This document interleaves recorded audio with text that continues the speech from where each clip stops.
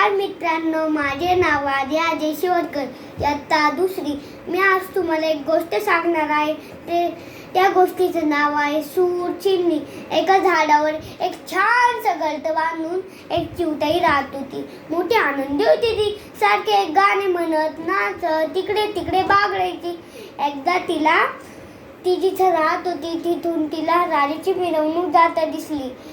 त्या राजाची मिरवणूक हत्ती, घोडे, त्याच्यात वाद्य सुद्धा होती.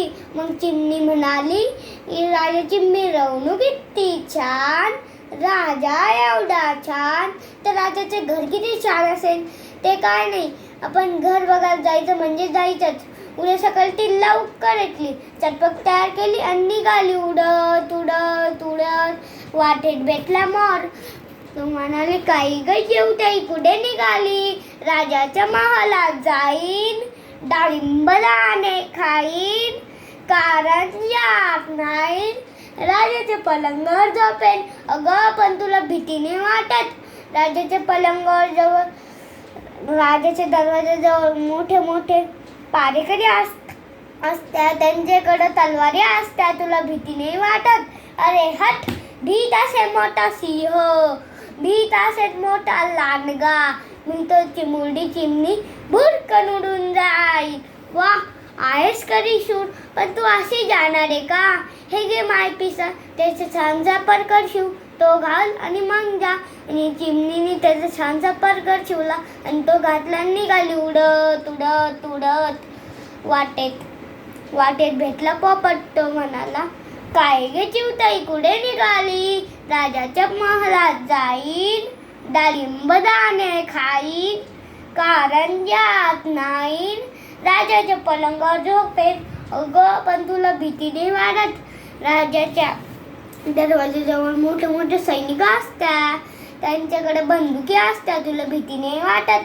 अरे हट, भीत असेल मोठा वाघ, भीत असेल मोठा सिंह, मी तर चिमुरडी चिमणी भुरकन उडून जाईन. वा, आहेस खरी शूर, पण तू अशीच जाणार आहे का? हे घे माय पिस, त्याचा छानसा परकर शिव, तो घाल आणि मग जा. चिमणीने त्याचा छानसा परकर शिवला आणि तो घातला आणि निघाली उडत उडत उडत. वाटेत भेटला जरा. तो म्हणाला, सारखे गाणे म्हणत नाचत खुलखुल खुलखुल आवाज करत चालला होता. तो म्हणला की, काय ग चिवताई, कुठे निघाली? राजाच्या महालात जाईन, डाळिंब दाणे खाईन, कारंज्यात नाहीन, राजाच्या पलंगावर झोपेन. अगं, पण तुला भीती नाही वाटत?